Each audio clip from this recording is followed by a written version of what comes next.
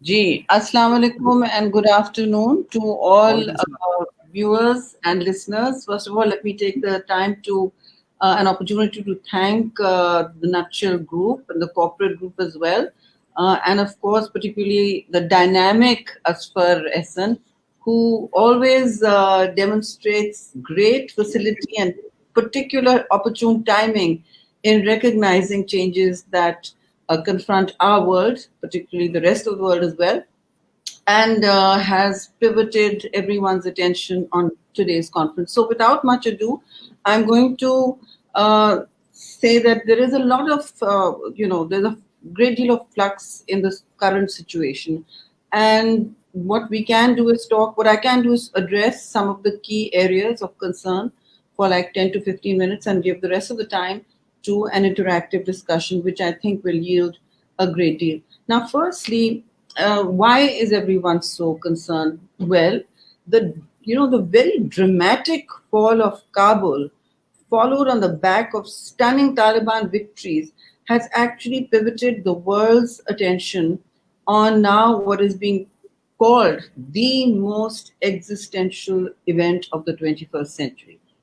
Why is it being called the most existential event of the century to rival the pandemic and others? Is because it brings with it many changes, including those that we see very much that are front and center on our minds is the humanitarian crisis unfolding in Afghanistan, some of which we can see and most of which we cannot actually see. So one of it is that, but of course, our broader structural changes include the return of geopolitics, in my mind, and the reemergence of great games, whose wheels were already turning, and have now will come up front and center as we see one great power, once the sole superpower, the United States, retreat in what really looks like a ground zero of American foreign policy intervention. Now, I am not going to get involved with anger as a policy or subscribe to extreme views which lend themselves to a bit of lazy intellectualism and conspiracy theories. So, but we can, of course, discuss them because everything should be on the table for policymakers and thought leaders such as yourselves. So, where one is, of course, the return to geopolitics and the great games I was talking to you about. Is it another Cold War which had already begun? It's different from the last one. Where will it go? How will it impact our lives? It's crucial to our understanding and reshaping of the world around us. Now, the second issue, of course, is the perils to stability of the region. Now, the region is clearly still assessing which way this will turn, which way Afghanistan itself will go, and much depends on what goes on in Afghanistan, right? And for Pakistan, Afghan peace and stability is vital and instrumental to Pakistan's peace and stability and a redefinition of all our goals as we've been trying to make for the last 10 years. Why is Afghanistan so important to us? Simple reason, and not just to the region, particularly because we share that very long porous border. It has, of course, been fenced, but we have a history of looking at and understanding events as they unfold. And we have seen that what goes on in Afghanistan does not stay in Afghanistan. That's very clear.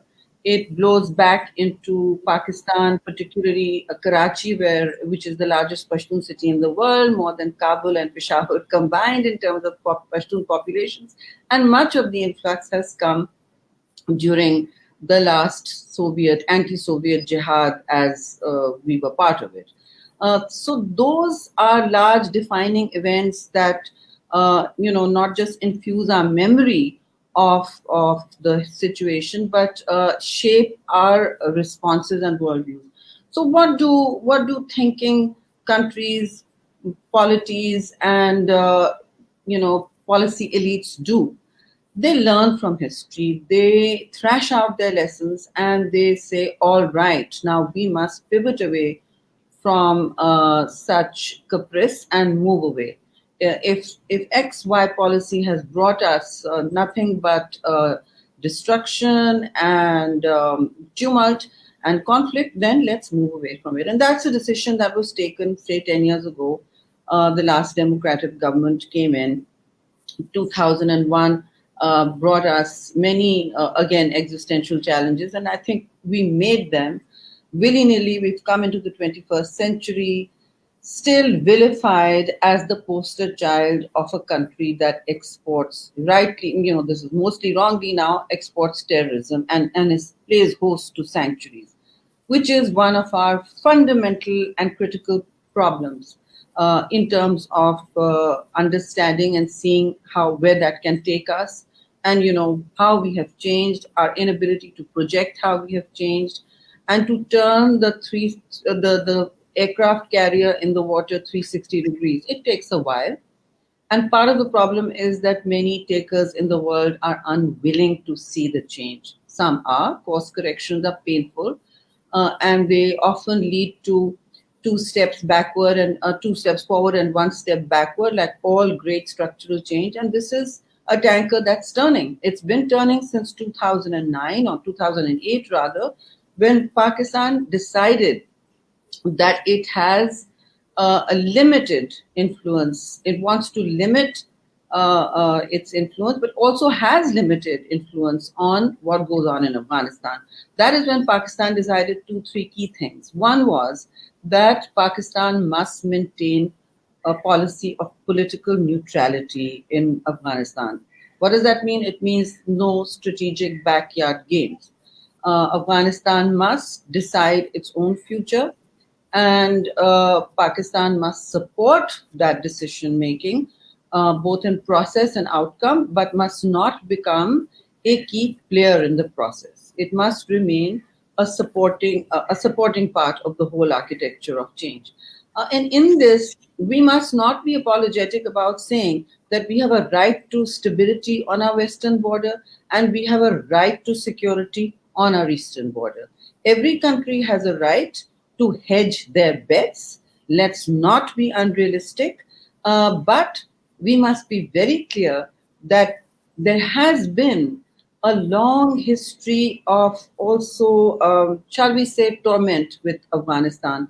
There have been many, and people in Pakistan are often very, very confused and unpleasantly surprised when they hear from channels in Afghanistan, when we see a whole part of, when we see transmissions from Kabul, when we see anger from civil society, project, old tropes, old policy tropes that are still catching up with their mindsets. And in that whole situation, Pakistan has become a bit of a victim of literally being the blame game poster child. So if anything goes wrong, whether it's in Kabul or whether it's with ISAF forces or NATO forces, in holding those posts for 20 years, it was often and continues to be blamed on Pakistan. So we have to be very, very careful about how things play out.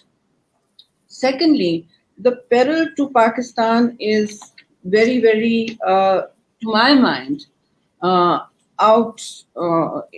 in play, because clearly now we will look at Afghanistan itself and how the new Taliban consolidation plays out. But in all of this, in all of these developments, Pakistan must be watching. It has not rushed to do anything precipitous. We are rightly, obviously, assisting the evacuations and other humanitarian problems, which, of course, we all must do as good neighbors. And we certainly have been good neighbors, and we are often surprised as to why Afghanistan is often angry with us. So we must analyze that also and move forward with full embrace of the policy of Afghan neutrality. Now, having said that, I think we are doing that. I think Pakistan is announcing that repeatedly, that it wants, and it's done that through the last 3 governments. Repeatedly, the one message that we are seeking an inclusive government. We are neutral in Afghanistan.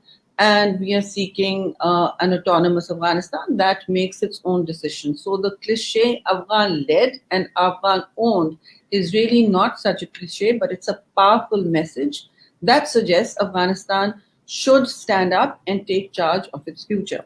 Well, ladies and gentlemen and friends, it seems that one part of Afghanistan has taken charge of its future, but it is a military solution imposed on Kabul. We could well say that there's two-thirds or one-third or half of Afghanistan that is afraid of the future as it unfolds under a Taliban dispensation that may not respect the rights, not just outside of Kabul, not just in the peripheries, but even in the urban centers where it may manage its writ. Now, for managing writ has always been a problem, as Afghan watchers will know. It's never been a centrally run country, but it has the singular ability to defeat one empire after another. It defeated the British 3 times in wars. Until then, they decided to impose a Popalzai, which is Shah Shuja, on the throne. And then they paid off the Ghilzai tribes, who are the foot soldiers of the Taliban today, to ensure safe passage for trade and other maneuvers through what is a greatly strategic position. So Afghanistan has always been that great strategic buffer, and now it will again be in the crosshairs of many questions, changes, and even perhaps governance deficits, and we hope not security vacuums, but clearly there was a security vacuum. It was spectacular, it was dangerous, and it was, and it still is an evolving situation where even Panjshir is offering up some level of resistance, but that is, something really that's one-off for the time. But the peril to stability still exists, which means the peril to Pakistan continues to exist. And principal in that peril is groups such as the TTP, Tehreek-e-Taliban Pakistan, who have posed a great danger to Pakistan. In the past, they have been the frontline terrorist group that has targeted not just girls' schools, but khanqahs, mosques, our military installations, hospitals, everything. You all remember those awful days from 2008 to literally 15-16, when Pakistan conducted a series of military and kinetic operations against violent extremism, and actually quietly eventually won that war. We won all those battles. Some of those of hearts and minds, but mostly were kinetic. And for that, our military has been fairly successful. It has been at times, counterterrorism is often like, eating soup with a fork. But all of that, these are not set piece battles, which is why, all national security analysts look at Afghanistan as very difficult terrain, the mountains, the way the locals fight, and of course their interest, their strong attachment to independence, to Afghan identity, and to resisting occupation are one of the reasons we saw the Afghanistan National Security Forces melt away with little resistance. That's one of the reasons. You can look at the SIGA reports, the corruption, and then of course not knowing who they fought for. Back in Pakistan, this was quite, by the way, predicted with some trepidation. Many of us thought that civil war would not be long, if at all. There was skirmishes and bad ones for a few days, but it was not protracted. That does not mean, however, that all of Afghanistan has been pacified by the Taliban. Make no mistake, it has not been pacified, and never fall into that trap of believing your own biases. Okay, so it has not. Afghanistan is very multi-ethnic, and what unites them is their very strong sense of Afghan identity, which that unites them. They will resist colonialism. Many of them see benefits to being allies with a developed economy and culture such as the United States and of course the 42 other NATO countries that were occupying, but they were occupying powers. and there were hardly any rules of engagement on the ground that matters when a night raid hits your house. Well, and there is very little, there's little picking and choosing. Then, of course, the arbitrariness of an Afghan citizen, average Afghan citizen's universe falls apart.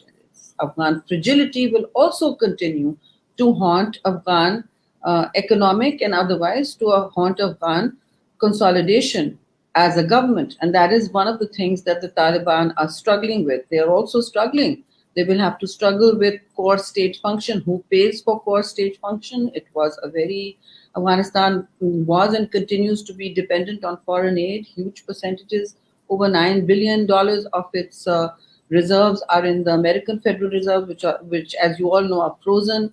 So while there's a huge cash economy floating around, none of it will be able to be managed by the bank as monetary policy to lower inflation. And you may see runaway inflation, you may see a governance and stability vacuum, which you're already seeing. I mean, Kabul airport is still being managed by a group of foreign nationals, including Turkey and others, and the United States and the UK. So, still you see an inability. You'll see that the Americans are writing in their advisories that they cannot guarantee safe travel or access to Kabul airport, which they're trying to control. But even that is proving difficult, as I mean, heart-rending pictures have shown us. So it's not going to be as easy as we think. Managing a negotiated settlement has never been easy in Afghanistan, and it will best be done by Afghans. Right now, some part of Afghanistan also failed Afghanistan. Let's be very clear about that. And I don't want to get in the business of pointing fingers, but I think what we do need to look at is, as we watch and see the situation change, is what are Pakistan's stakes? Again, their peace. How will there be peace? How will we prevent a critical massing of the TTP groups such as Islamic State in Khorasan, IKIS, and Daesh, which are also known as Daesh? The subnational Baloch groups. You are already seeing blasts in against the Chinese. You've seen Dasu, then yesterday we saw another terrorist attack. So there are already spillover effects. Some people may say this is arguable, but I'm very clear that there are spillover effects into Pakistan already of instability and no notion of a central authority. There wasn't a central authority for a long time, especially when the drawdown began last year. But the point is, when there is less and less of a central authority, then the eastern and southern provinces that border Pakistan become restive with groups that have migrated from Syria, Yemen, Libya, and they find a good home there. There are weapons, there is cash, there is a lot of covert games also going on in that region, and I won't miss word. There have been for a long time, and there have been many spoilers to this game, not least of them being India, because it is supremely unsettled by what has happened in Afghanistan, and its evacuations are continuing. But as you know, there are other countries that have kept embassies open: the Chinese, the Russians, obviously the Pakistanis, and the Iranis, who have also hosted many refugees and are continuing to do so. Regional countries have a high stake in Afghan stability, which brings me to how the Chinese and the Russians see it. These are very important players. And part of this entire play can go south. Part of what developments that lead in Eurasia can go south because of serial American neuralgia, and I think it is misplaced. I want to put on record, I think it is misplaced. American neuralgia about China's growth and this China leading the Asian century, if you like. This ignominious American exit has certainly bookended the American century, as some writers in America are saying. We don't have to get into those analyses. It's already being done by Americans themselves. They are still a critically thinking society. That has been one of their great strengths. But what is going on in China and how do the Central Asian states and all view this? Everyone has stakes in stability. China is particularly concerned because obviously it has economic stake. It has not got huge, shall we say, infrastructural foundations there that it can't unroll in a hurry if it needs to. It can. The mining interests and the other things north of Kabul, the other investitures are mostly they're not deeply embedded in Afghan soil. So China has interests in stability, economic prosperity, obviously investments, and it is maintaining a diplomatic. It will likely maintain a high diplomatic engagement with Afghanistan. It will also obviously continue to do that with Pakistan. Again, as I say, the peril will be to Pakistan, where the large CPEC projects and Chinese investment is looking like it cannot be a target. We will be, of course, scrambling to ensure that it is not, but these are the dangers and risks of such great tectonic geopolitical shifts in the region. In all of this, China is clearly looking not to project power. It's not looking for a combat role, for instance, in Afghanistan. It never has. That's never been its mode or method or favored brand of foreign policy power projection. China prefers to project power economically and as a builder of infrastructure. Not necessarily, America is still financially much bigger, but as a builder of infrastructure, China is now expanding its role across the globe. And of course, access to Gwadar and access to Afghanistan. Gwadar particularly offers it the opportunity to link the Eurasian continent, so it finally becomes a two-ocean power if and when it is able to realize the BRI, the spectacular BRI ambitions, which is making the United States a little hostile and I think unable to assess pragmatically the nature and scope of Chinese diplomacy. It's very different from the American model or the Western model. China does not like to lay down a military basis first. It likes to trade and economically empower. The future is, of course, not for anyone to predict, but these are the projections. And of course, Pakistan is in the crosshairs of all of this. Pakistan is in the crosshairs of all of this. And with Russia too, we are beginning to have better relations. Russia too will not want a combat role in Afghanistan. They have had a bad experience. They may be experiencing a little Schadenfreude right now at the American withdrawal, at the told you so moment, but they also will likely remain engaged. Now, for them, the Taliban are still a proscribed group, right? And they're still proscribed. And what they are doing is, yet from 2018, they have remained extremely engaged with all groups in Afghanistan. They've hosted conferences. Moscow is part of the, Troika Plus arrangement, which is China, America, Moscow, and of course Pakistan with Afghanistan. And this can pave the way for a future agreement of what benchmarks one must get into in terms of, the first question will be recognition of who recognizes Afghanistan's new government and on what terms. So I think the UK already has had a session of parliament. Of course, Pakistan hasn't. The UK has had its session and it's been setting the tone for others, for other Western partners. It's by saying that we work towards common conditions about the conduct of the new regime before deciding together. The key word is together, whether to recognize and on what terms. Now, why would Afghanistan kill itself wanting recognition? It does because it needs to deal with the multilateral community, especially for financial and other gains. How will they do in terms of this with China and Russia? Well, Russia, as I said, will not want to have a combat role like Turkey or Iran. Iran has different stakes. They also have, there are many now Persianate Taliban in their shura, at least 1/4 of it is, unlike before. And but Russia has had that profile of wanting to keep being the net security provider in the Central Asian region, particularly Tajikistan, Uzbekistan, and Turkmenistan.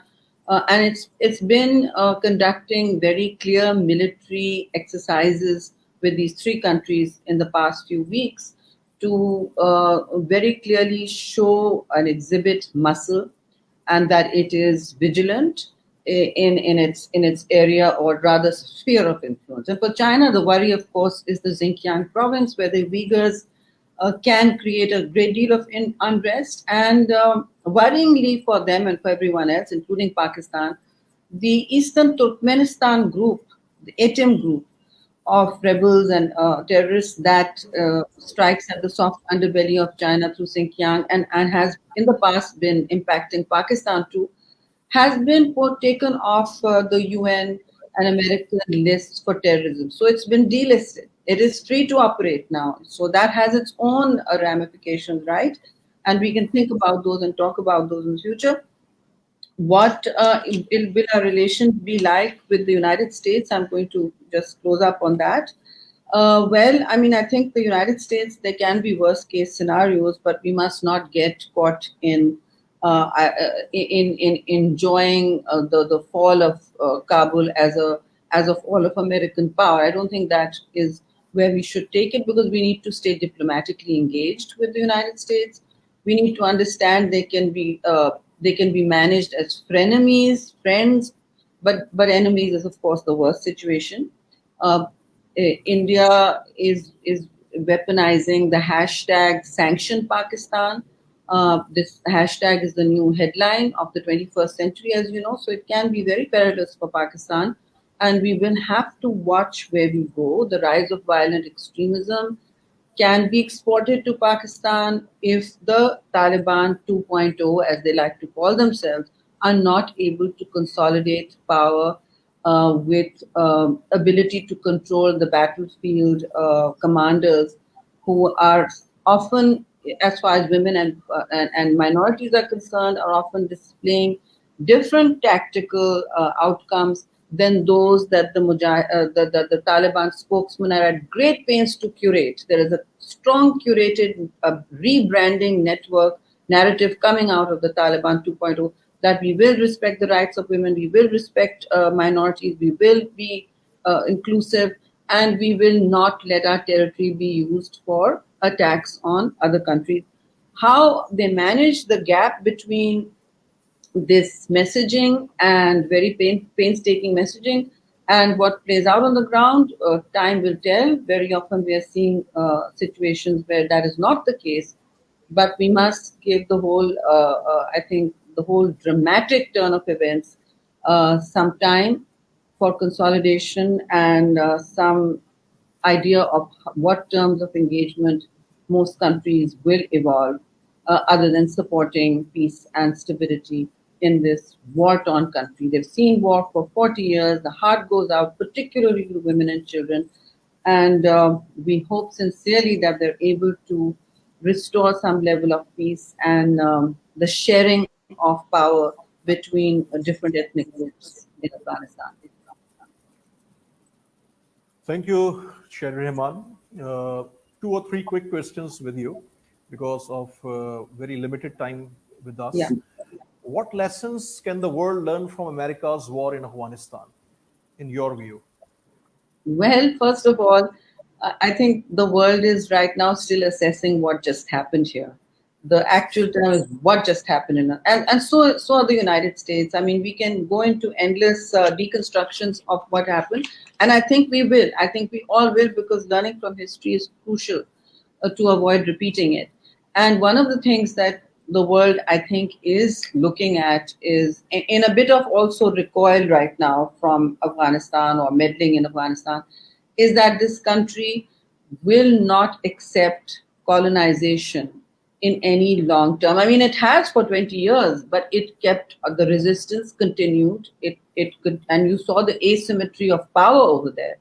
Power alone, the big message is that power alone is not ever enough to subjugate or pacify societies, particularly like Afghanistan, which are very proud and tribal, and they may end up fighting with each other, which is again a long history of theirs.